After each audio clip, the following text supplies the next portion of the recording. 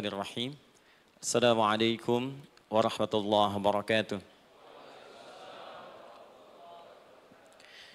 Alhamdulillah. Wassalatu wassalamu ala rasulillah wa ala alihi wa sahbihi wa man wala wa ba'du. Faya ibadallah, usi nafsi wa iyyakum bitaqwallahi faqad faza al-muttaqun. Fala tamutunna illa wa antum muslimun.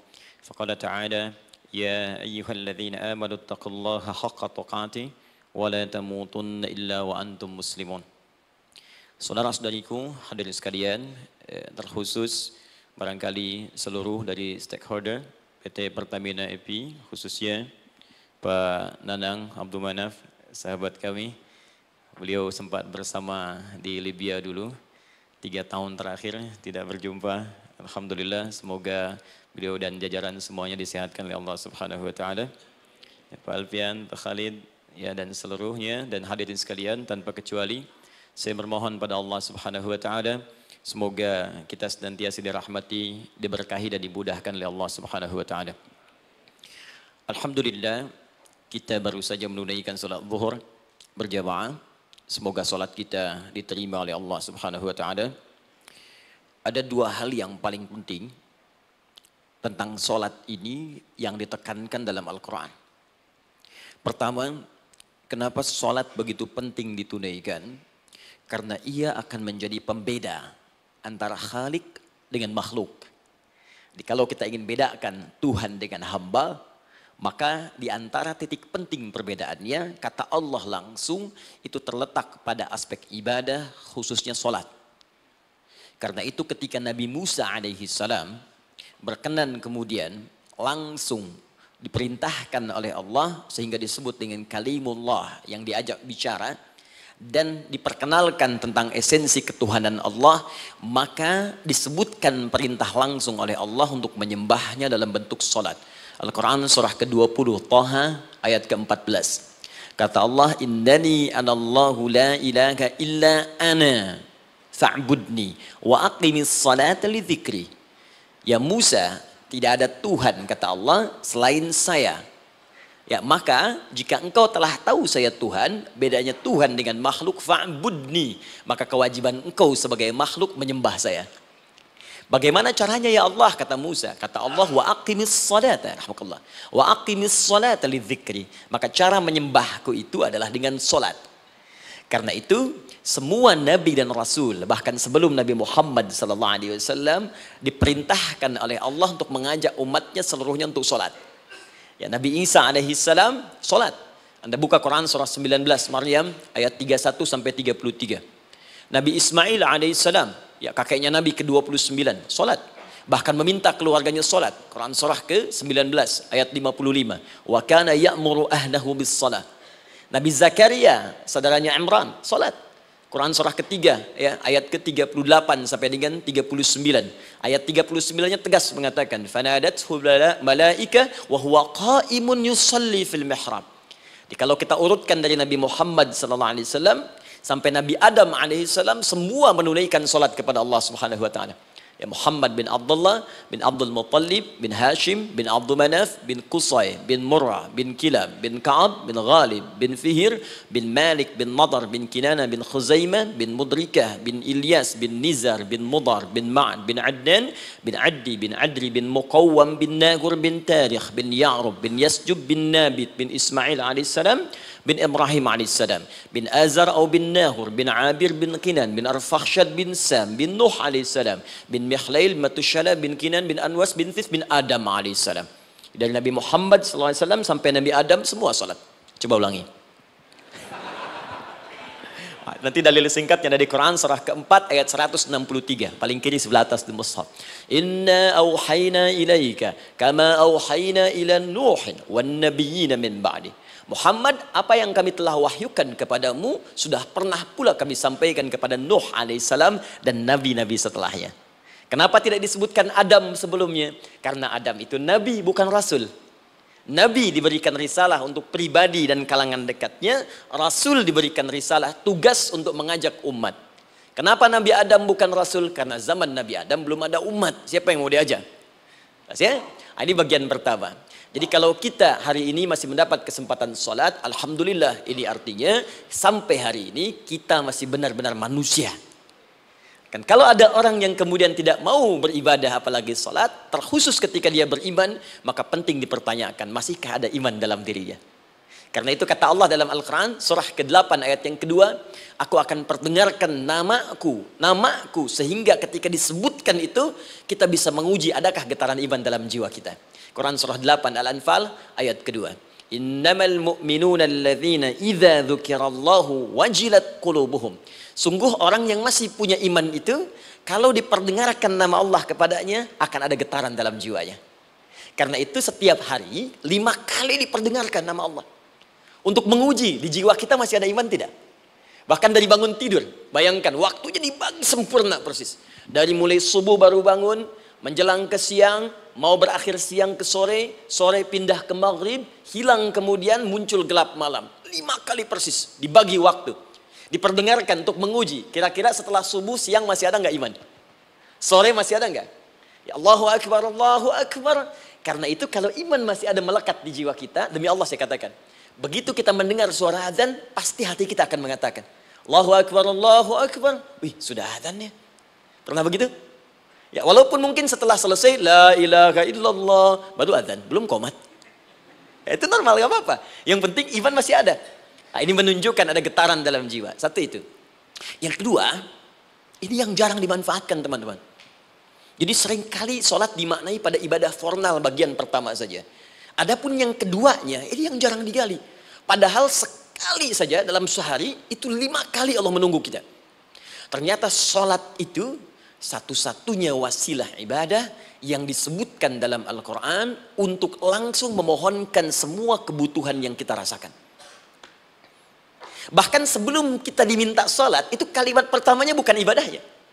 Kata Allah, kau punya masalah apa? Sedang butuh apa? Sedang punya problem apa? Buka Quran surah kedua Al-Baqarah ayat ke-45 sampai 46. Paling kanan pertengahan di usad. Wasta'inu bis-sabri was-salah. Perhatikan kalimatnya, indah sekali. Ya Allah menempatkan sholatnya bagian kedua. Kata Allah, wasta'inu, hei hambaku, jika kalian punya persoalan dalam kehidupan, maka perhatikan kalimatnya baik-baik. Wasta'inu, mintakan solusinya kepadaku. Jadi kalau sedang punya masalah, bukan bikin status, gak akan selesai. Sedang eksplorasi minyak, gak keluar-keluar, bikin status. Duh, susah sekali yang ngebornya. Gak akan selesai. Jalan macet, bikin status. Jakarta macet, ya gak akan selesai. Ya, apa yang harus dilakukan kata Allah? Jika Anda beriman kepadaku, yakin denganku, maka wasta'inu, punya persoalan minta kepada Allah.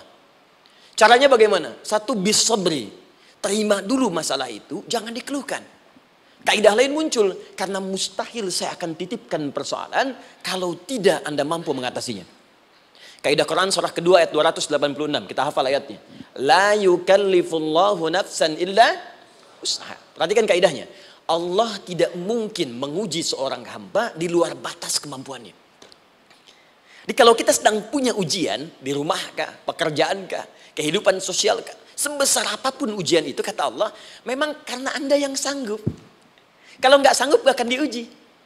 Di ujian itu berbanding lurus dengan kemampuan. Mustahil seorang hamba diuji di luar batas kemampuannya. Jadi kalau Anda sekarang pun sedang punya masalah sebesar apapun, kata Allah, memang cuma kamu yang sanggup, yang lain tidak. Maka jangan mengeluh. Jangan Anda katakan, ya Allah, why me? Kenapa saya? Kata Allah, why not? Memang kamu yang mampu. Yang lain tidak. Nah, ketika Anda bisa menerima itu dengan sabar, baru datang kalimat kedua. Wassalah. Kemudian datang tunaikan sholat dan mintakan solusi kepadaku lewat sholat. Ya, sedikit ya. Lihat sini. Saya berikan sedikit uraian Al-Quran. Saya boleh menulis ini? Boleh ya? Ibu, maaf, agak jauh. Ibu kelihatan ini? Oh, belum saya tulis, bagaimana bisa kelihatan? Luar biasa. Cuma di Pertamina belum ditulis sudah kelihatan. Maaf.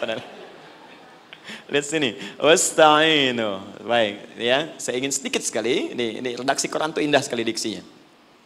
Wasta'inu. Lihat sini. Kata Allah, jika Anda punya persoalan dalam hidup, maka mintakan solusi. Terima dulu masalahnya dengan sabar, karena kita dipercaya oleh Allah. Gini, cara memahaminya. Allah aja percaya dengan kita. Masa kita nggak percaya diri? Allah yakin dengan kita, kita mampu. Masa kita nggak yakin? Terima dengan sabar. Kemudian wassalah, mintakan solusinya lewat salat. Kata perintahnya dibuka dengan kalimat wasta'inu. Kalau kita ingin rubah kata perintah ini, fi'il amr, ingin dirubah ke dalam bentuk permohonan, minta, maka rubah kalimatnya menjadi nasta'in. Lihat, nasta'in. Baik. Wasta'inu, kata Allah, kalian punya persoalan, ayo minta solusi padaku. Terus kita pengen minta, ya Allah, kami ingin minta. Maka dalam bahasa Arab, kalau kita ingin merubah kalimat ini ke dalam bentuk permintaan, kita katakan nasta'in. Saya tanya pada Anda, pernah nggak dalam sholat kita mengucapkan kalimat nasta'in? Ada? Masih ingat? Baik, apa kalimatnya? Iyyaka na'budu wa iyyaka nasta'in. Perhatikan, iyyaka na'budu wa iyyaka nasta'in. Iyyaka na'budu, iyyaka, ya Allah, engkau perintahkan aku untuk ibadah. Maka sekarang aku ibadah, sholat, hanya kepadamu saja. Kan kata Allah, kamu sholat. Terus kita katakan, iyyaka na'budu. Sekarang kami sholat, ya Allah. Nama lain sholat itu ibadah. Kalau kita ibadah, na'budu. Dari mana tahunya nama lain sholat ibadah? Quran surah ke-20 ayat ke-14. Fa'budni wa aqimis sholata li dzikri. Ibadah kepadaku, caranya sholat. Maka saat sholat kita katakan, iyyaka na'budu. Ya Allah, engkau perintahkan aku untuk ibadah. Sekarang aku ibadah. Wa iyyaka nasta'in. Dan sekarang aku sedang punya persoalan, ya Allah. Aku punya masalah. Aku punya problem. Dan aku yakin hanya engkau yang pasti akan menyelesaikannya. Ketika Anda mengatakan, iyyaka nasta'in, perhatikan hadis qudsinya. Hadisnya qudsi. Ya. Al-Imam Al-Bukhari meriwayatkan, Imam Muslim meriwayatkan, An-Nasai meriwayatkan dari sahabat Abu Hurairah radhiyallahu taala anhu. Ada lagi yang dari sahabatnya Anas bin Malik. Perhatikan kalimatnya. Idza qala al-'abdu iyyaka na'budu wa iyyaka nasta'in, jika hambaku dalam salatnya benar membacanya, benar dari awal salatnya sampai dengan kalimat iyyaka na'budu wa iyyaka nasta'in, ya Allah, sekarang aku ibadah kepadamu dan sekarang aku punya persoalan. Aku mohonkan solusinya darimu. Kata Allah, hadza baini wa baina 'abdi.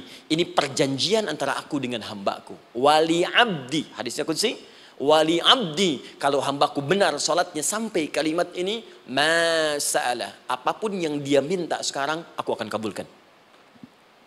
Aku akan kabulkan. Pertanyaan saya, berapa di antara kita yang sholat sampai detik ini, ribuan kali ruku dan sujud, yang memanfaatkan momentum ini untuk memohon? Siapa di antara kita yang ketika sholat memohon kepada Allah solusi? Jangan-jangan selama ini sholat itu hanya menjadi formalitas saja. Takbir, ruku, sujud, salam, selesai. Takbir, ruku, sujud, salam, selesai. Padahal Allah sudah menunggu, hambaku, kamu itu punya masalah apa? Makanya setiap waktu dibagi 5 supaya hidup kita ringan. Subuh ke zuhur punya masalah, zuhur salat. Begitu kita mohon, tuntas masalah itu. Zuhur ke asar punya persoalan, asar salat. Dijawab oleh Allah, tuntas persoalan itu. Karena itu semua nabi dan rasul, bahkan orang soleh, ketika punya persoalan dalam hidupnya, even itu hanya menulis karya ilmiah, maka mereka akan memulai dengan sholat dan minta kepada Allah Subhanahu Wa Taala. Teman-teman kenal Nabi Zakaria? Bagus. Baik, di sana belum tulis, sudah kelihatan. Sini kenal Nabi Zakaria, alhamdulillah. Tapi nggak apa-apa. Saya ke Sukabumi, Pak. Ada yang kenal Fir'aun. Kenal Fir'aun, kenal, bagus. Baik, Sukabumi hubun dunia, suka itu hubun, bumi itu dunia. Baik. Teman-teman, Nabi Zakaria itu diuji oleh Allah. Maaf, belum punya keturunan. Dan semua nabi punya ujian. Jadi jangankan kita, nabi aja yang jelas surganya punya ujian. Ya, Anda pernah sakit, Nabi Ayub sakitnya lebih parah dari kita. Ya, Anda di keluarga belum ada keturunan, Nabi Zakaria pernah lebih daripada kita. Sampai rambutnya memutih, fisiknya sudah letih, dan menurut medis, maaf sekali, istrinya divonis tidak mungkin punya keturunan, monofus dan mandul, mustahil. Secara klinis gak mungkin, secara medis tidak mungkin. Maka Allah tunjukkan satu isyarat yang sangat luar biasa. Jika Anda mendapati situasi makhluk mengatakan ini mustahil dan sudah angkat tangan, ini tanda pertama dari Allah, langsung tinggalkan pendapat manusia, langsung memohon kepada Allah. Maka turunlah beritanya di Quran surah ketiga Ali Imran ayat 38 sampai 39. Paling kanan sebelah atas di mushaf. Sekarang perhatikan kalimatnya, saya mau sambungkan dengan Al-Fatihah tadi. Hunalika da'a Zakaria rabbah. Di mihrabnya Nabi Zakaria salat bermohon kepada Allah. Qala rabbi habli min ladunka dzurriyyatan thayyibah. Kemudian ia berdoa, Rabbi habli, ya Allah yang maha memberi tanpa batas. Ini adab pertama, kalau teman-teman mau berdoa, sebut nama Allah sesuai dengan hajat kebutuhan kita. Itu yang disebut dengan Al-Asma'ul Husna. Di Asma'ul Husna itu bukan nama-nama indah yang sekedar dihafal, bukan. Tapi nama yang diberikan oleh Allah sesuai dengan kebutuhan hidup kita. Dalilnya Quran surah ke-17 ayat 110. Ya, paling kanan sebelah atas di mushaf, ke pertengahan. Ya, kata Allah, Qulid Allah. Jika Anda punya persoalan, sebut nama Allah. Allah Awir Rahman atau Ar-Rahman. Ayyamma tad'u, tapi kalau Anda ingin spesifik meminta, falahul asmaul husna. Pilih nama Allah, ia punya nama-nama yang indah sesuai kebutuhan kita. Jadi kalau teman-teman misalnya minta kelancaran rezeki, sebut ya Allah ya Razzaq. Anak mau ujian, ya Allah ya Al-Alim. Di proyek misalnya ada hambatan, ada gangguan, ya Allah ya Al-Jabbar ya Al-Malik. Ingin mudah mengatasi ujian, ya Allah ya Sabar. Minta. Ya, jangan semuanya disebutkan, nanti jadi beban. Ya, Allahumma ya Rahman ya Al-Malik ya Al-Quddus ya Sabar, gitu kan? Yang tadinya nggak punya masalah jadi punya masalah, gitu kan?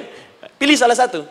Nah, jika Anda ingin memohon pada satu hal yang mustahil menurut manusia, maka minta dengan menyebut nama Allah yang memberi tanpa batas, mustahil di dalamnya.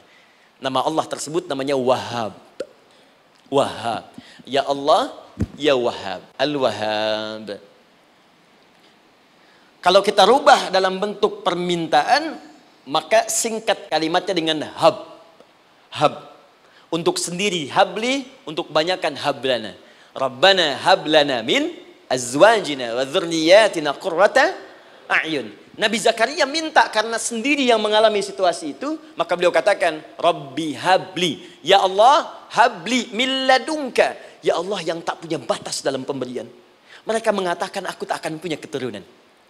Mereka mengatakan mustahil aku punya anak. Dan aku yakin kau memberi batas tanpa memberikan pemberian tanpa batas. Aku mohon darimu saja. Darimu saja. Dzurriyyatan thayyibah, keturunan-keturunan terbaik. Innaka sami'ud du'a. Engkau pasti mendengar doa saya. Kalau pada yang maha memohon saja, maha mendengar saja tidak mengabulkan, lantas kepada siapa lagi aku mesti minta? Tapi poinnya bukan itu.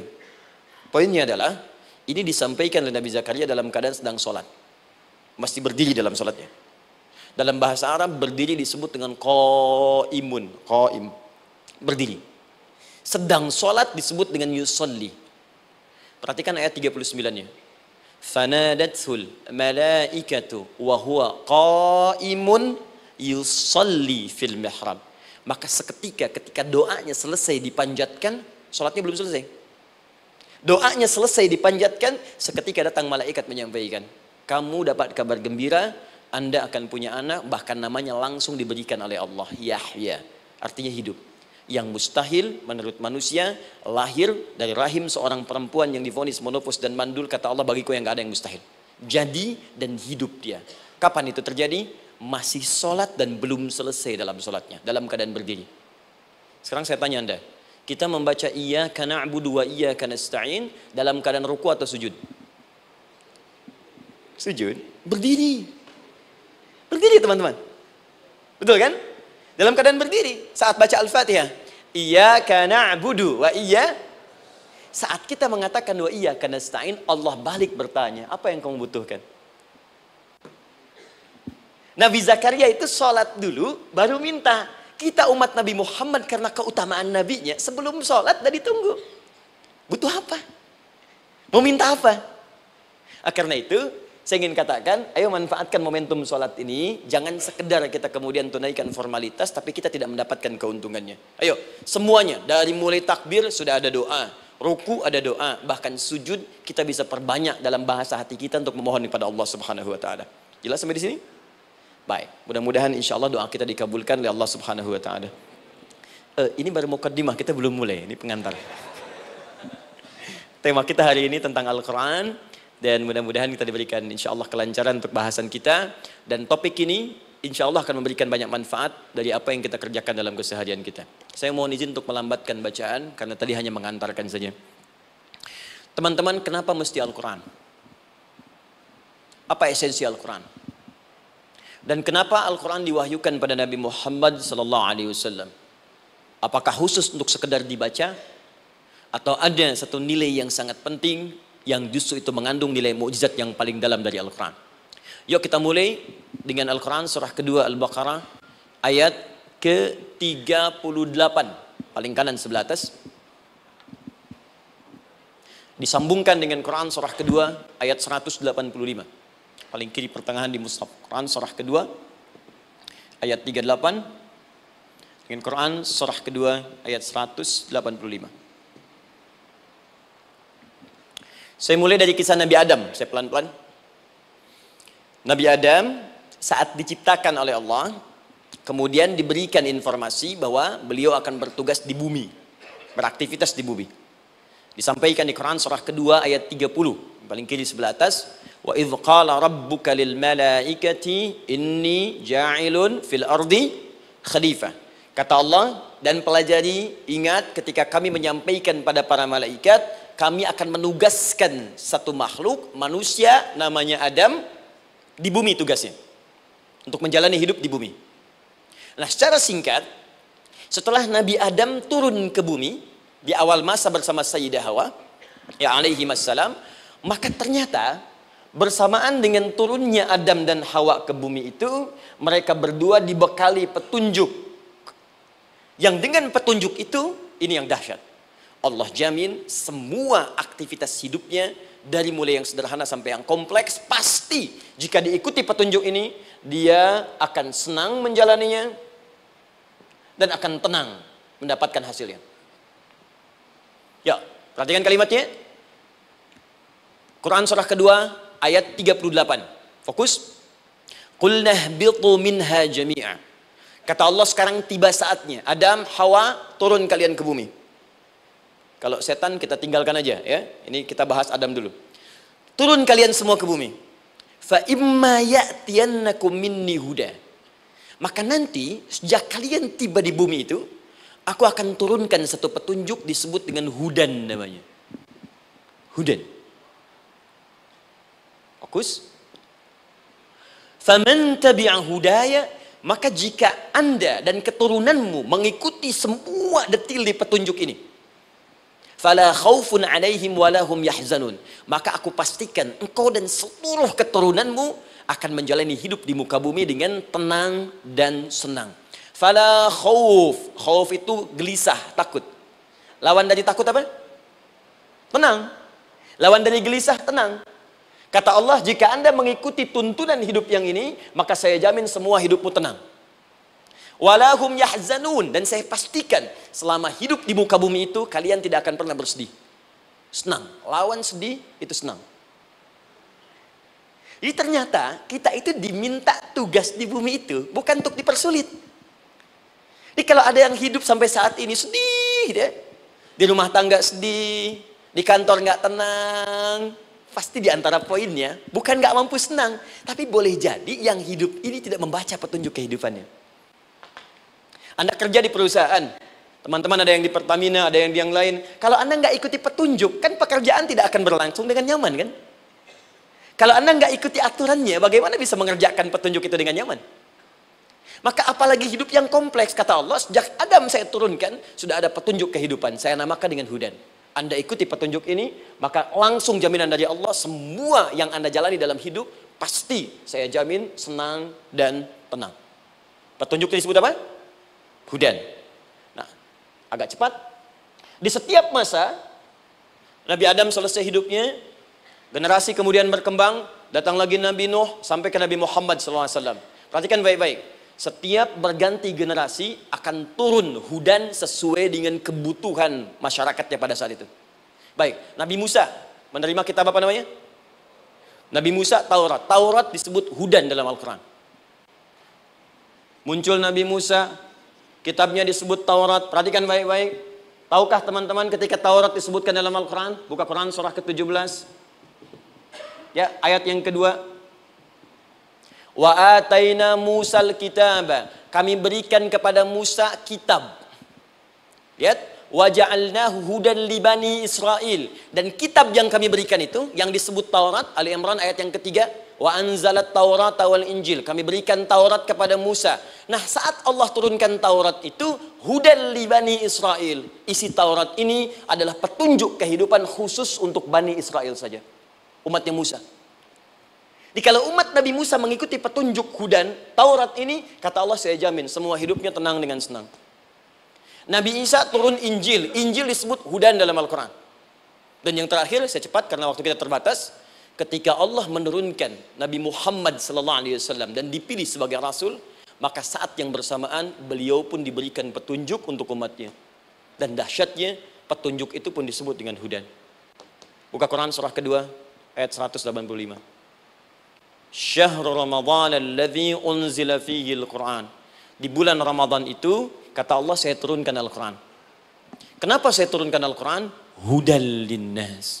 Saya jadikan Quran ini sebagai petunjuk, pedoman hidup linnas, bukan terbatas untuk satu komunitas, tapi untuk seluruh manusia sampai kehidupan berakhir. An-Nas disebutkan 241 kali dalam Al-Quran, menunjuk pada semua manusia tanpa kecuali. Ini bedanya Al-Quran dengan kitab sebelumnya. Taurat hanya untuk kalangan tertentu saja. Jadi selesai nabinya, selesai kitabnya. Injil hanya kalangan tertentu saja. Nabinya selesai, selesai kemudian misinya. Tapi Al-Quran tidak. Ini kalimat pertama langsung dari Allah. Walaupun nabinya wafat, tapi karena Al-Qurannya didesain oleh Allah untuk seluruh manusia sampai kehidupan berakhir, maka pasti Al-Quran itu di setiap masa akan mampu dijadikan pedoman dalam kehidupan. Jadi prinsip pertama, ketika Allah menurunkan Al-Quran, sebenarnya tujuan utamanya bukan sekedar dibaca. Tapi di dalamnya itu ada petunjuk hidup, Pak, Bu. Dan yang buat, yang menciptakan kita. Bukankah Anda kalau ingin memperbaiki sesuatu akan datang kepada penemunya, penciptanya? Anda punya handphone, ada masalah, kan datangnya ke counter handphone. Anda punya mobil, ada persoalan, bukankah datangnya ke dealer? Sekarang kita ingin tahu persoalan hidup kita. Ingin tahu gambaran hidup kita. Ingin tahu misi dan visi hidup kita. Kemana kita kemudian bertanya? Pada pencipta kita. Nah, kata Allah, ketika saya utus manusia pertama kali ke bumi, saya sudah turunkan bagaimana cara menjalani kehidupannya.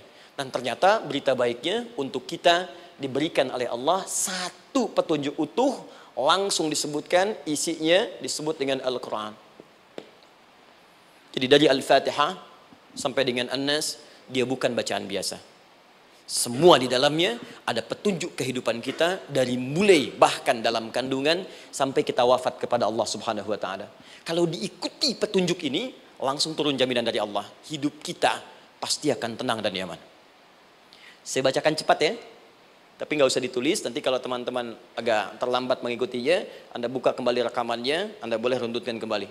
Saya baca cepat saja, dan ini insya Allah Anda hanya akan temukan dalam Al-Quran. Nanti saya berikan rahasia di akhir sebelum kita akhiri. Yuk, satu. Anda silahkan bandingkan dengan buku manapun, referensi manapun, Anda hanya akan temukan dalam Al-Quran. Dari sejak sebelum lahir, bagi perempuan yang tengah mengandung, langsung Allah berikan tuntunan bagaimana agar kandungan itu berjalan dengan sehat, nyaman, dan mudah ke persalinan. Quran surah ke-7 ayat 189. Perkembangannya bisa diamati dan dicek kemudian, ya baik ke dokter atau yang lain. Nanti perkembangannya disebutkan di Quran surah ke-22 ayat ke-5. Dirinci lagi di Quran surah ke-23 ayat 11 dari 9 sampai dengan 13. Kemudian mulai terlahir, dari lahiran diberi petunjuk oleh Allah. Nih, berikan ASI maksimal 2 tahun. Kalau ingin berhenti sebelum 2 tahun boleh, begini caranya. Quran surah kedua ayat 233. Dari sampai usia 2 tahun menjelang balik, kata Allah berikan 4 pendidikan dini. Ini turunannya, disebutkan 1, 2, 3, 4. Jika Anda ajarkan ini, maka anak ini akan tumbuh. 1, dekat dengan Allah. 2, dijamin taat pada orang tuanya. 3, dia akan baik dengan lingkungannya. Dan 4, dia akan bertahan dalam kebaikan sampai dia dewasa. Quran surah ke-31 ayat 13 sampai dengan 19. Usia 7 tahun, ya mulai dia balik misalnya, dia akan mulai belajar. Bagaimana cara belajar yang baik supaya cepat paham, gampang mengerti. Turun Quran surah ke-9 ayat 122. Amalannya di Quran surah 96 ayat yang pertama. Kemudian rinciannya diturunkan di Quran surah kedua ayat 282 di ujung ayatnya. Lalu bagaimana mencari sekolah yang bagus, majlis yang baik, guru-guru yang baik, diturunkan Quran surah ke-58 ayat ke-11. Dicontohkan tentang Maryam dan Nabi Isa alaihissalam di Quran surah ketiga ayat 35 sampai dengan 37. Naik lagi, dia mulai dewasa, ya, mulai bergaul, bahkan kadang-kadang merantau, punya tempat komunitas berbeda.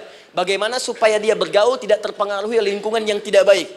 Maaf ya, kadang-kadang ibu yang sudah mengandung, melahirkan, ayah mencari nafkah, tiba-tiba anak pergi bahkan ke kampus, ke sekolah, dapat teman yang gak bagus, pulang-pulang mengecewakan Anda. Bagaimana menemukan tempat-tempat yang baik untuk bisa menjaga perilaku anak ini? Ditemukan nanti di Quran surah ke-49 ayat ke-13-nya. Dirinci perkembangannya di Quran surah ke-12 Yusuf ayat 2 sampai dengan ayat 29-nya. Sampai ketika dia akan mulai kemudian menikah. Kata Allah, pilih pasangan yang baik dengan ta'aruf, berikan mahar yang sempurna. Quran surah ke-4 ayat ke-4. Kemudian dia mulai menikah. Kata Allah, sebelum menikah, pelajari dulu fikih nikah. Banyak orang yang menikah tapi karena tidak belajar tentang persoalan rumah tangga, apa yang akan terjadi di rumah tangganya. Detil Pak, Bu. Kata Allah, ini kalau kamu berbuat begini akan ada miskomunikasi. Kalau ada miskomunikasi persoalannya akan begini, solusinya begini. Maka diturunkan dasarnya di Quran surah ke-30 ayat 21, detilnya di Quran surah ke-4 ayat 34 sampai dengan 35. Paling kiri sebelah atas sampai dengan ke tengahnya. Anda berlanjut, diterangkan oleh Allah, hei, tugas suami saat mulai pertama kali menikah, maka tugas yang pertama siapkan untuk mencari nafkah. Bagaimana caranya ya Allah? Diturunkan oleh Allah. Satu, jangan takut kehilangan rezeki. Jangan pernah mencuri, jangan pernah ngambil punya orang, karena punya kamu akan saya berikan sempurna. Kamu ngambil punya orang, maka kamu akan menyulitkan diri sendiri. Itu akan dikembalikan pada yang berhak. Ya, turun Quran surah ke-51 ayat 22. Dirinci, begini cara nyarinya. Quran surah kedua ayat 168. Kalau Anda ingin cepat baru bergerak, rizkinya sudah dapat. Quran surah kedua ayat 172. Ada yang dahsyat, dia belum keluar, rizkinya yang mendatangi dia. Jadi nanti di Al-Quran ada 8 jenis rizki. Di antara yang paling hebat, ada yang belum Anda datang, rizkinya sudah menjemput. Ada orang mendatangi rizki, ada rizki mendatangi dia. Contoh, Al-Imam Asy-Syafi'i sedang berdiskusi dengan Imam Malik gurunya. Kata Imam Asy-Syafi'i, Syekh, rizki itu mesti saya cari dulu, baru kita dapat. Kata gurunya, ya Syafi'i, ada rizki yang cukup kita beramal dekat kepada Allah, dia akan datang tanpa kita cari dengan ikhtiar manusia. Kata Syafi'i, mustahil. Kata Quran kan kita kerja dulu, baru datang. Kata Imam Malik gurunya, kamu yang belum sampai, kita amalkan ini, rizki datang. Maka berhenti sampai di situ, Imam Syafi'i pamit, di jalan tiba-tiba, beliau mendapati ada panen anggur, Pak, Bu. Terus dipanggil sama yang punya kebun. Ya pemuda katanya, sini. Mau bantu nggak? Kalau kamu bantu, kami berikan anggurnya. Maka beliau bantu, panen, petik. Sampai setelah selesai diberikan anggur yang besar-besar, hanum. Senyum, senang beliau. Ternyata senangnya bukan karena dapat anggur. Senangnya karena merasa pendapatnya benar. Kalau saya nggak bantu panen ini, nggak akan dapat saya anggur. Cuma karena saya bantu, saya diberi ini. Maka rasa senangnya inilah dibawa kemudian kepada gurunya, ingin laporan. Tapi perhatikan adabnya. Dia tidak mengatakan, guru, nih saya benar. Kalau saya nggak ikut panen, nggak dapat saya ini. Perhatikan kalimat Asy-Syafi'i. Guru, tadi saya di jalan, dipanggil oleh pemilik kebun, ikut panen anggur. Begitu saya bantu, saya diberikan anggur ini. Beliau tekankan dengan kalimat yang kencang pada kalimat, begitu saya bantu, saya dapat anggur ini. Imam Malik tersenyum mengatakan, Masya Allah Syafi'i luar biasa. Ini siang begitu panasnya, tadi saya mau keluar ngajar, terfikir di benak saya, Allah kalau ada anggur yang besar-besar, enak rasanya. Tiba-tiba kamu datang bawa anggur. Jadi Imam Syafi'i kerja dapat sesuatu, Imam Malik terfikir sesuatu, datang rezeki. Itu ada di Quran surah ke-7, teman-teman, ayat ke-96, paling kanan sebelah atas di mushafnya. Baik, teruskan dulu. Ya, Anda dalam mencari kerja, ingat, kalau Allah yang sampaikan pasti terjadi. Jangan dikira mudah. Kata Allah akan ada persaingan, akan ada kadang-kadang singgungan, akan ada tantangan. Maka mulai petakan tantangan apa yang akan Anda lalui saat Anda mulai mencari nafkah itu. Maka turun Quran surah kedua ayat 214, paling kanan sebelah bawah. Am hasibtum an tadkhulul jannata. Hei, apa kamu mudah begitu saja mengira akan sukses dalam pekerjaanmu? Bahkan bisa diartikan surga, ingin masuk surga. Walamma ya'tikum mathalul ladzina khalau min qablikum. Sebelum engkau diuji seperti orang sukses dulu pernah sukses. Lihat mereka. Nggak ada orang sukses yang instan. Cuman balikan telapak tangan dapat, tidak. Kata Allah, lihat orang-orang dulu. Lihat orang-orang hebat dulu, bagaimana mereka bisa kaya, bisa sukses, bisa punya posisi. Masat umul ba'sa, petakan olehmu tantangan apa yang akan dihadapi saat engkau bekerja itu. Satu, kata Allah ba'sun, ada yang ringan. Ya, ba's. Ba'sa, jama' dari kata ba'sun. Dua, dara. Dia sudah menengah, jama' dari kata durun. Tiga, zilzal. Ini yang paling tinggi puncaknya. Jadi kalau Anda sudah mendapatkan ini, yakinlah. Berarti Anda akan mendapatkan posisi yang tinggi. Karena mustahil orang besar diuji dengan ujian yang kecil. Zilzal. Ini bagian ketiga. Ba'sa, ba'sun. Mulai. Kira-kira tantangan-tantangan ringan apa saja yang akan Anda hadapi? Ya, kalau saya contohkan misalnya dengan contoh yang lain singkat. Anda mau ke masjid, ingin konsisten, mulai hijrah, ingin dekat dengan Allah. Tiba-tiba yang tadinya nggak mau ke masjid, mulai ke masjid, diuji dengan hujan. Hujan kecil, rintik-rintik, shower. Begitu hujan, orang Arab mengatakan kalau hujannya bisa lewat tanpa payung pun, orang Arab mengatakan la ba'sa. La ba'sa ini ringan. Orang kita sambungin, labas. Dari bahasa Arab, lewat. Nah, jadi kalau Anda mau berangkat nih, siap bekerja, siap hadapi tantangan. Baru mau lewat hujan kecil, berarti itu tantangan kecil kita lewati. Macet, petakan, cari jalan yang kemudian sempurna, jalan yang kosong, buka Google-nya, buka Waze-nya, buka map-nya, cari. Jadi kalau pada yang kecil aja belum kita lewati, bagaimana mendapatkan yang besar? Anda mau ke masjid, dikasih hujan kecil, mau berangkat gak jadi. Papa, kenapa gak jadi? Hujan mah, kan ada payung, takut riak. Tuh. Setelah itu darah, maaf, tantangan fisik. Kadang-kadang mulai ke fisik, mulai mengganggu. Ya, maaf, dirincikan kemudian oleh Al-Quran. Turun Quran surah ke-21, ayat 87 sampai 88, kisah Nabi Yunus alaihissalam. Yunus beraktivitas, bekerja, bukan berarti nggak ada tantangan. Kadang-kadang dibawa, kadang-kadang diusir, kadang-kadang Anda dapat misalnya proyek, kadang-kadang sudah mulai masukkan tender, tiba-tiba gagal, diserobot orang. Kadang-kadang orang yang dapat, Anda yang ngajukan, itu biasa. Kata Allah itu biasa, bukan cuma Anda, yang lain pun ada. Bukankah Allah ajarkan kisah Sayyidah Hajar alaihissalam dengan Ismail? Bukankah bolak-balik naik Safa Marwah, kadang di atas, kadang di bawah, kadang lihat peluang, sampai Marwah ternyata bukan air. Terkadang Anda yang bekerja, tim yang lain yang mendapatkan, karena kerja keras Anda, bisa jadi terjadi. Bukankah yang kerja keras Hajar, yang dapat Ismail? Mungkin Anda yang konsep, yang dapat minyaknya orang lain. Mungkin Anda yang kerja, kan yang suksesnya teman Anda, gak ada masalah. Dan itu kemudian akan bermanfaat bagi Anda. Tidak mungkin setiap keringat yang keluar dari diri kita mustahil, kecuali akan melahirkan manfaat yang kembali pada diri kita. Tantangan. Tapi yang paling dahsyat, ini yang gak ditemukan. Di sebagian referensi yang kita baca. Ketika Allah menjelaskan semua tahapan-tahapan tantangan ini, sampai ke puncaknya zilzal. Zilzal itu kalau bahasa sekarang gempa. Ada ujian yang menggoncang hati kita. Ketika Anda kerjakan, ya Allah, tantangannya dahsyat. Kenapa mesti saya, ya Allah? Kau nggak selesai-selesai, ya Allah. Itu wajar, teman-teman. Itu biasa. Kata Allah, orang dulu saja mengatakan, mata nasrullah, kapan ini selesai? Berbahagialah kalau teman-teman sudah mendapatkan tantangan puncak yang paling tinggi ini. Ini artinya, Allah sedang mempersiapkan Anda menjadi orang besar di kemudian hari. Dan cara mengatasinya, diturunkan Quran, surah ketiga, ayat 142. Paling kiri sebelah atas. Perhatikan dahsyatnya. Yang pertama diterangkan tantangannya, yang kedua dijelaskan cara mengatasinya. Saya mau berhenti sampai di titik ini, nanti saya terangkan cara berinteraksi dengan Al-Quran. Ya, perhatikan baik-baik.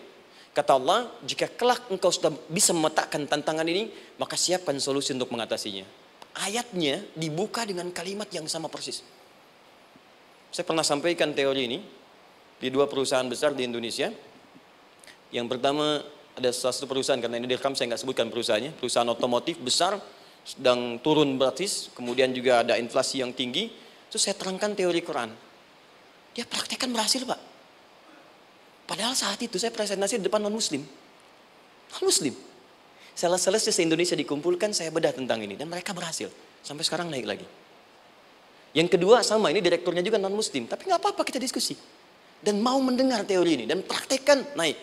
Ya, dulu di satu perusahaan minyak juga, sedang turun, karyawan semua dikumpulkan, lalu kita bahas tentang ini, kita terangkan. Yang ini yang paling menarik dari Al-Quran.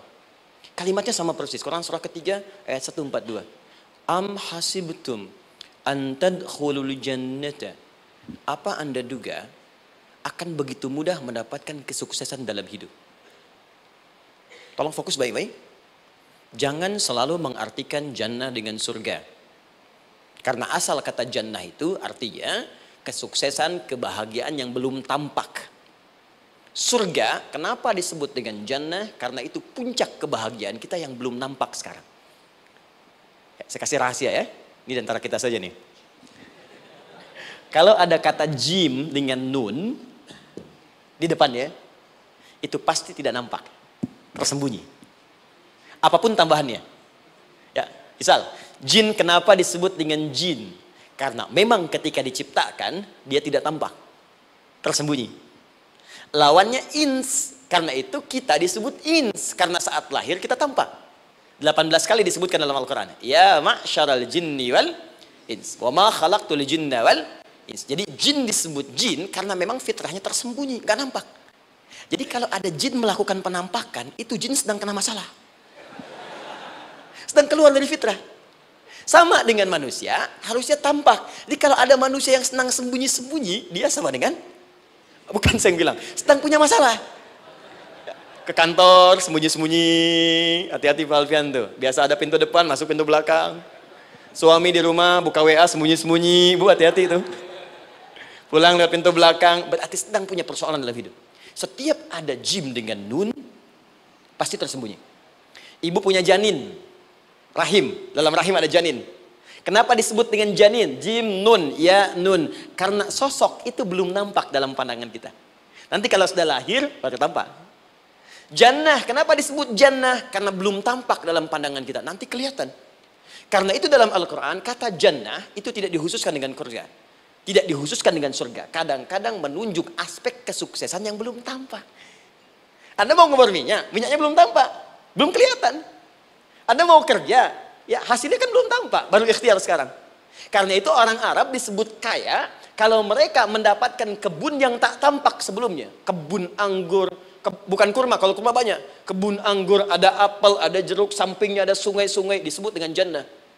Ya, kalau punya unta, nggak kaya di Arab, biasa. Karena yang kelihatan padang pasir, unta, hitam, merah, biasa. Tapi kalau sudah punya kebun, kebun anggur, yang sulit di padang pasir ada kebun, itu baru disebut kaya. Karena itu orang Arab kadang mengartikan jannah dengan aspek kesuksesan yang belum tampak. Diartikan dengan kebun anggur, kebun apel, dan macam-macamnya. Perhatikan, am hasibtum an tadkhulul jannah. Apa Anda duga ingin sukses itu begitu mudah? Sukses jadi tidak. Walamma ya'lamillahu alladhina jahadu minkum wa ya'lamas sabirin. Perhatikan baik-baik.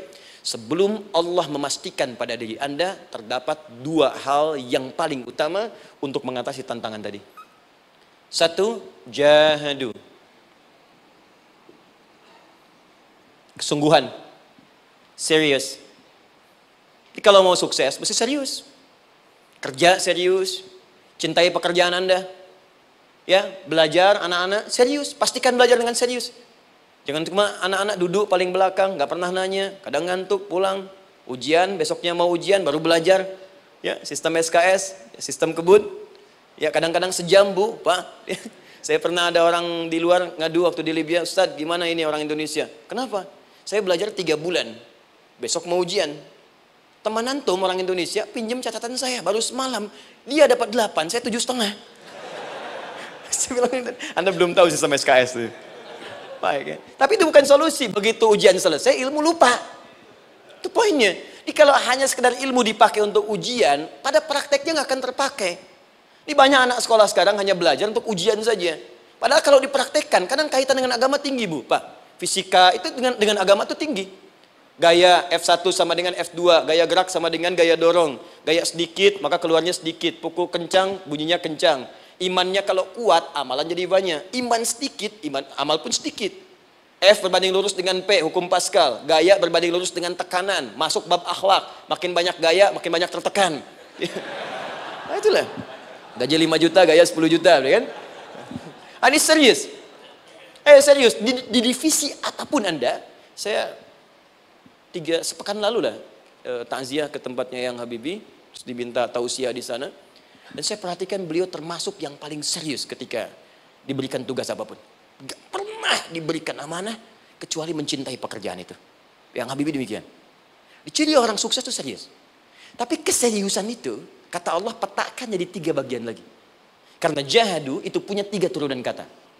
1, keseriusan merencanakan, disebut ijtihad namanya. Punya rencana. Mappingnya apa? Stepnya apa? Oke, Anda ingin kerjakan sebuah proyek, baik, proyeknya berlangsung berapa lama? Target kita apa? Jangka panjangnya, menengahnya, jangka pendeknya. Kemudian apa tantangan yang akan dihadapi di setiap tahapan-tahapannya? Selesaikan. Bahkan saking pentingnya tahap perencanaan ini, ditunjukkan oleh Allah langsung lewat sholat. Teman-teman masih ingat sholat pertama yang kita kerjakan setiap hari, sholat apa namanya? Subuh. Apa artinya subuh? Tuh, ini masalahnya. Ini kata Al-Quran sendiri ya, kata Al-Quran sendiri. Nanti akan ditemukan orang yang ibadah tidak paham apa yang dikerjakan dan dilakukan dalam ibadahnya. Contoh sholat. Kata Allah akan ada orang sholat yang saat sholat tidak mengerti apa yang ia baca dan dia lakukan dalam sholatnya. Jujur tanyakan pada diri kita. Sampai detik ini, dari sekian ribuan kali ruku dan sujud, berapa persen bacaan sholat yang kita pahami? Jangan-jangan kita ruku tapi nggak ngerti yang dibaca. Sujud tak paham yang diungkapkan. Bagaimana bisa khusyuk? Mustahil. Maka kembali ke sini. Kenapa sholat pertama itu disebut dengan subuh? Teman-teman, ternyata semua nama sholat dari subuh sampai isya, plus bacaan dan gerakan dari takbir sampai salam, itu bukan sekedar gerakan semata. Semua ada artinya, ada maknanya. Dan diajarkan oleh Nabi langsung. Subuh disebut dengan subuh. Ada 2 kata. 1, fajar. Quran surah ke-17 ayat 78. Inna Qur'an al-fajri kana mashhuda. Kedua, subuh di surat At-Takwir. Was-subhi idza tanaffas. Kenapa disebut fajar? Fajar itu pancaran positif, pancaran kebaikan. Jadi kalau yang baik disebut fajar. Kalau yang jelek disebut fujur. Fujur ada di Quran surah 91 ayat 7 sampai 8. Wa nafsi wa ma sawwaha fa'alhamaha fujuraha wa taqwaha. Fujur itu rambatan, gelombang buruk yang muncul dari nafsu. Ya, ditembuskan ke elemen tubuh kita. Misal gini. Tiba-tiba pengen marah. Ya, di tubuh kita mengatakan melotot, maka ini ada pancaran di hati kita nyambung kemudian ke mata. Ini rambatan dari sini ke mata disebut fujur namanya. Mau ke tangan pukul, masuk ke tangan. Itu rambatannya disebut fujur namanya. Ya. Yang baiknya disebut fajar. Ya, misal saya ingin sholat, tiba-tiba hati mengatakan sudah azan, merambat ke kaki, cepat melangkah. Cepat wudhu. Nah, itu rambatannya disebut fajar namanya. Atau infajar. Ini pasti ada, ya. Fujur nama lainnya nafsu. Disebutkan 115 kali dalam Al-Quran. Takwa, rambatan fajar, sumbernya takwa. Disebutkan 115 kali dalam Al-Quran. Di jiwa kita ada takwa, ada nafsu. Takwa yang dorong malaikat, disebutkan 88 kali dalam Al-Quran. Nafsu yang dorong setan, disebutkan sama 88 kali. Di setiap Anda akan mengerjakan satu hal, pasti akan yang mendorong pada yang baik, akan mencegah dari yang baik itu nafsu. Pasti itu. Pak Alfian mau tanda tangan proyek. Tiba-tiba disodorkan, Pak, ini Pak. Kok begini proyeknya? Perbaiki, karena ada yang nggak beres. Tapi fee-nya lumayan Pak, 1 miliar. Nggak bisa, jiwa takwa mengatakan jangan terima Pak. Bapak mengatakan maaf, ini jari tahiyat, gak akan pernah dipakai maksiat, perbaiki, datang lagi. Ini Pak, kok sama? Fee-nya diperbaiki Pak, 100 miliar. Nafsunya mulai berkata, terima. Takwanya bilang, jangan. Akhirnya beliau katakan, tangan tahiyat gak akan pernah dipakai maksiat. Tapi tunggu, saya istighfarah dulu.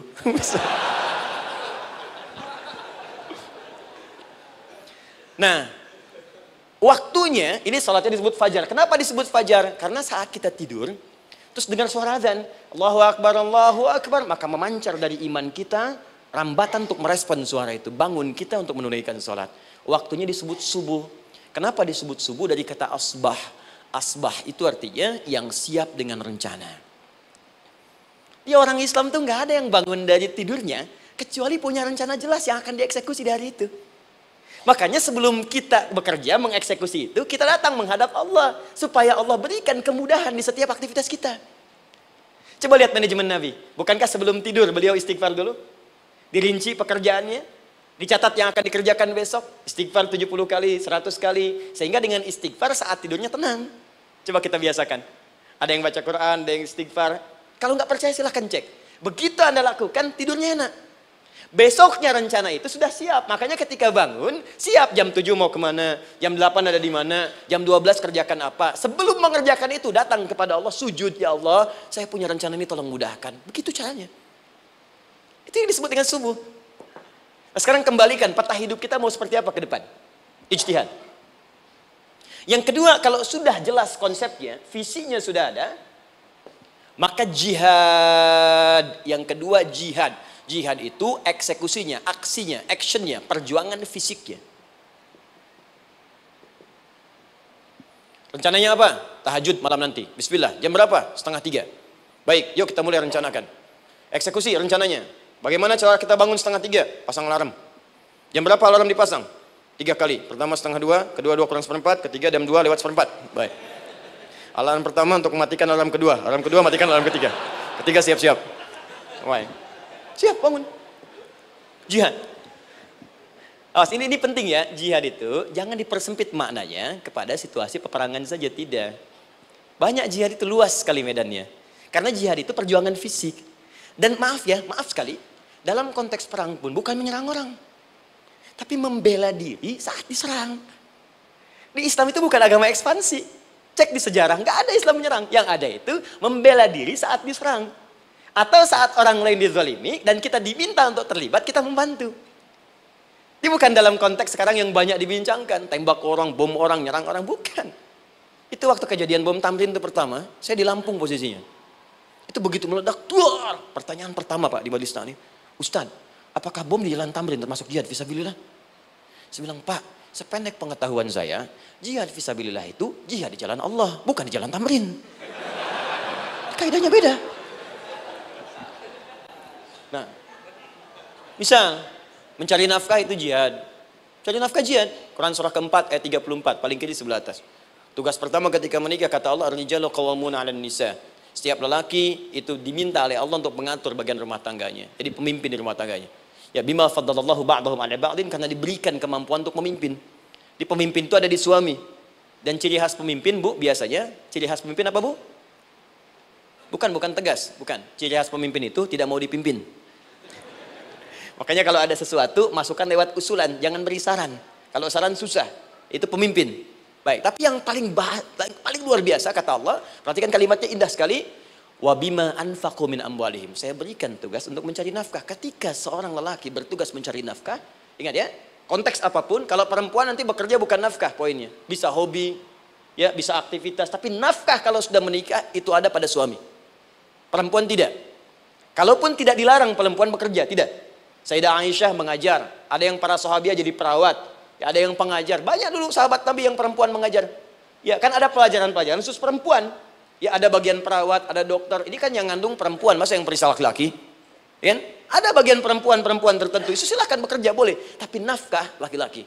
Begitu lelaki meniatkan pekerjaannya karena Allah untuk mencari nafkah, itu setiap langkahnya jihad fisabilillah. Wafat, syahid. Maaf ya, apakah selama Anda bekerja sudah diniatkan ibadah? Jangan-jangan cuma kerja aja. Kalau cuma kerja, apa bedanya Anda dengan yang belum beriman? Anda wafat juga. Kerja di gedung yang sama, berangkat menemukan kemacetan yang sama. Apa bedanya iman kita dengan yang lain? Satu, kita pasti wafat, pasti pulang. Dan kita nggak bisa pilih, ya nggak bisa pilih. Antum bisa duluan, saya belakangan mungkin. Atau ditukar, saya belakangan, Anda duluan mungkin. Atau memang saya bisa duluan, ya duluan menyolati Anda. Oke, paham ya? Jadi ibu di rumah jihad, Bu, pada anak, perawat, mengandung itu sudah jihad. Jadi kalau wafat dalam proses saya melahirkan atau sedang mengandung itu syahid. Itu jelas nggak ada perbedaan pendapat. Anak-anak yang sekolah niatkan ibadah, Bu, Pak. Mohon maaf ya, mesti ada bedanya. Iman kita di rumah mesti itu terpancar kepada anak-anak. Ajarkan mereka sekolah yang baik. Pilih sekolah yang mengajarkan sholat, mengajarkan baca Quran. Sekarang banyak kok. Fisikanya bagus, Qurannya bagus, kimianya bagus, sholatnya juga bagus. Cari. Kalau bisa dunianya bagus, akhirat bagus, kenapa hanya pilih dunia saja? Siapkan. Itu jihad. Terakhir, tidak mudah mengeksekusi ini. Pasti ada tantangan yang ketiga. Namanya mujahadah. Mujahadah.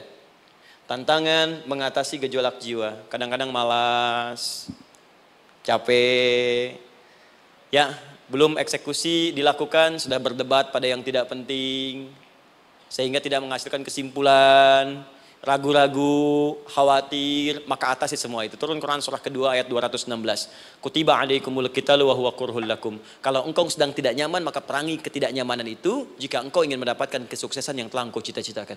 Asa an takrahu syai'an fa huwa khairul lakum. Boleh jadi apa yang engkau tidak rasakan sekarang, engkau rasakan gak enak, gak nyaman, di balik itu Allah sedang siapkan sesuatu yang lebih baik untukmu. Wa asa an tuhibbu syai'an fa huwa syarrul lakum. Mungkin yang engkau harap-harap sekarang boleh jadi itu belum baik untukmu sekarang. Allahu ya'lamu wa antum la ta'lamun, karena Allah lebih tahu masa depan, engkau pikiranmu pendek sampai di sini saja.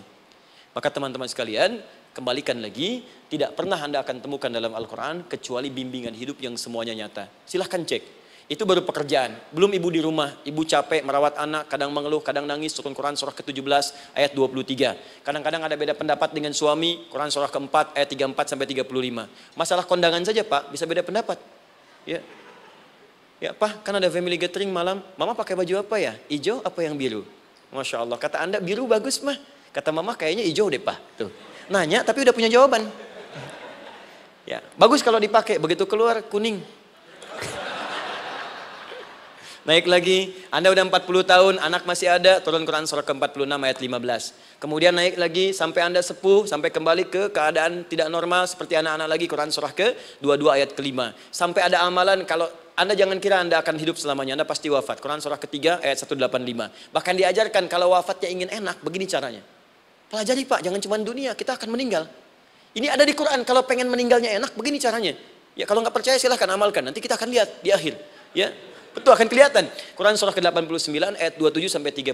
Kalau kalian nggak pelajari ini, silahkan kata Allah, saya berikan yang ini yang kedua sambil dipukulin malaikat. Quran surah ke-8 ayat ke-50. Sampai di alam kubur dijelaskan, kalau nanti Anda wafat, Anda pindah ke alam kubur, kalau ingin di kuburnya terang, nyaman, banyak rezekinya, lakukan amalan Quran surah ke-3 ayat 169 sampai 172. Tapi kalau Anda abai, Anda akan seperti Firaun dulu. Setiap pagi sampai petang ditampakkan neraka. Quran surah ke-40 teman-teman sekalian disampaikan oleh Allah langsung ya, dari ayat 45 sampai 46 ya. Sampai terjadi kiamat disampaikan Quran surah ke-75. Sampai dihisab, ada yang masuk surga tanpa hisab, Quran surah kedua ayat 25. Ada yang masuk neraka tanpa hisab. Ada.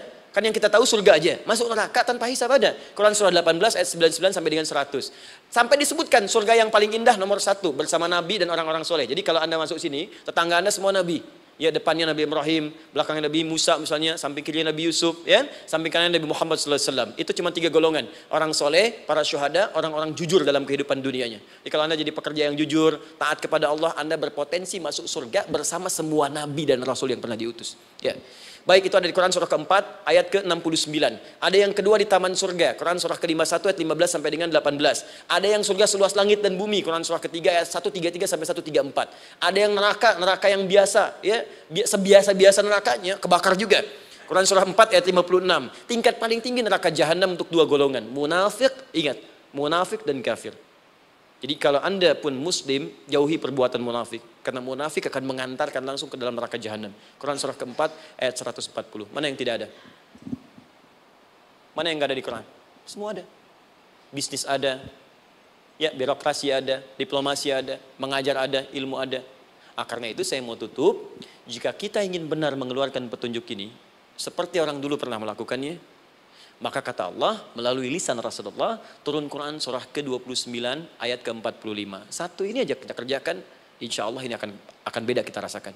Utslu ma wahya ilaika minal kitab. Jika kalian kemudian hidup di muka bumi, maka keluarkanlah bimbingan dari Al-Quran sesuai dengan kebutuhan kita secara tematik. Utslu itu dari kata tilawah. Tilawah itu baca, pahami, amalkan. Karena itu setiap kita baca Al-Quran, di sampingnya pasti ada yang menerjemahkan supaya kita paham. Betul kan? Ketika ada yang baca Al-Quran, di sampingnya ada siapa? Ya, sari tilawah kan? Baik, sari tilawah itu bahasa Indonesia. Ya, sari, sebetulnya tilawah saja.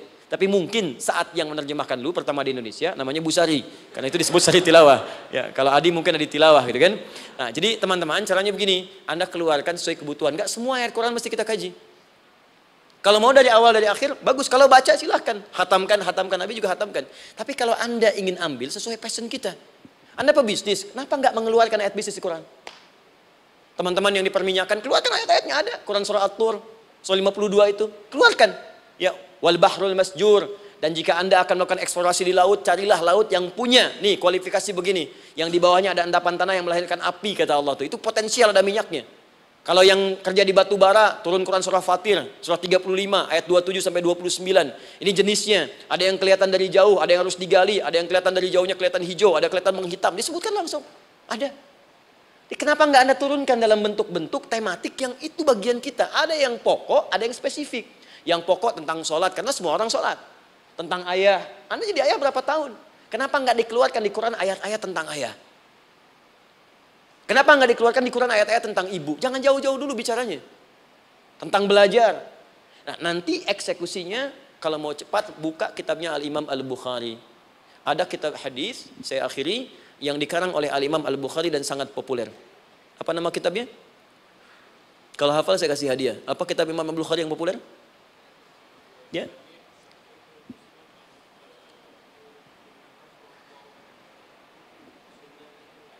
Taib, Anda saya kasih hadiah umrah. Taib. Insyaallah. Januari awal, insyaallah ada yang kami hadiahkan umrah dari atlet peraih Asian Games. Ya, Anda boleh ikut nanti. Ya, ada juga, saya senang dengan, saya cinta dengan bangsa ini. Jadi ada peraih Asian Games, medali emas yang kemarin. Itu akan kita berangkatkan umrah, semua peraih medali emasnya. Nanti gelombang pertamanya bulan Januari. Ya 2020 nanti sekitar 3 bulan lagi insya Allah Anda nanti akan mengikuti. Ada juga nanti dari kalangan Polri, ada TNI juga yang akan ikut dan saya sertakan. Baik.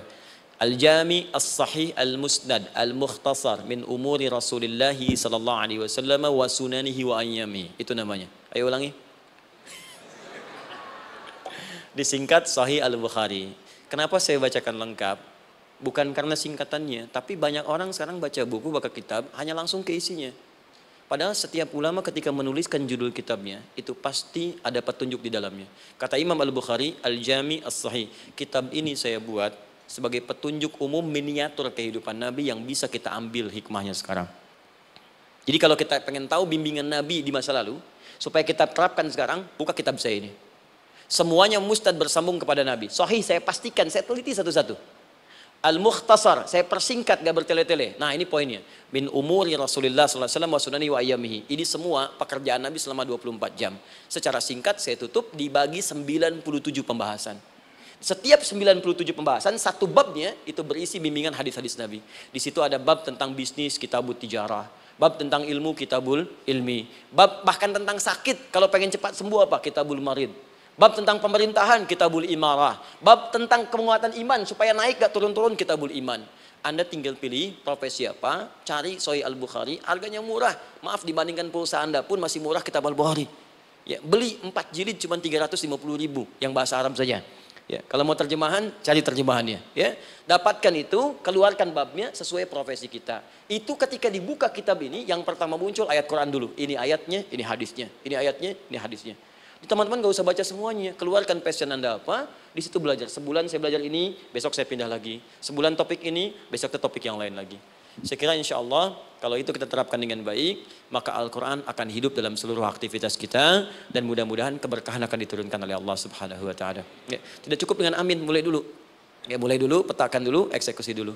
Saya kira itu yang saya sampaikan. Anda punya hak dan kewajiban, hak Anda sudah dapatkan dan kewajiban kita semua untuk kembali beraktivitas. Saya mengucapkan terima kasih atas undangan dari pihak Pertamina untuk Anda seluruhnya. Saya ingin tanya, kalau jamaah di sini ada berapa kurang lebih? Kurang lebih yang rutin 500 ada 550. Baik, nanti saya hadiahkan mushaf sebanyak 550. Ya, dan itu nanti setiap ada kajian atau zuhur salat Anda bisa baca di sini, baca mushafnya. Kemudian yang kedua, saya nanti berikan buku untuk bacaan.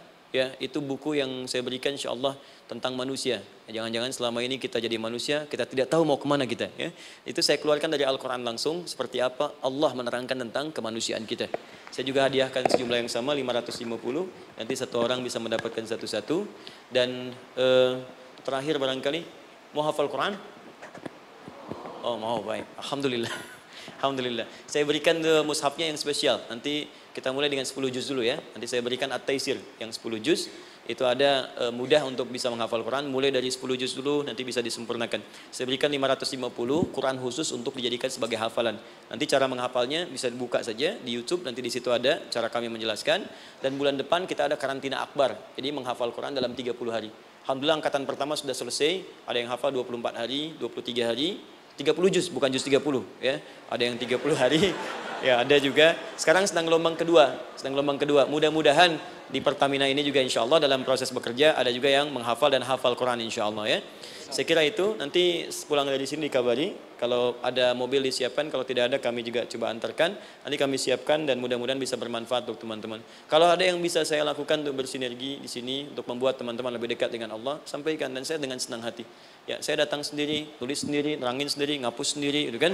Terus juga berikan apa yang Anda butuhkan. Kalau dengan semua itu Anda belum juga dekat dengan Allah, ya saya harus bagaimana lagi gitu kan. Baik. Kita berdoa, mudah-mudahan doa kita dikabulkan Allah. Ada 3 cara berdoa. Pertama cukup dengan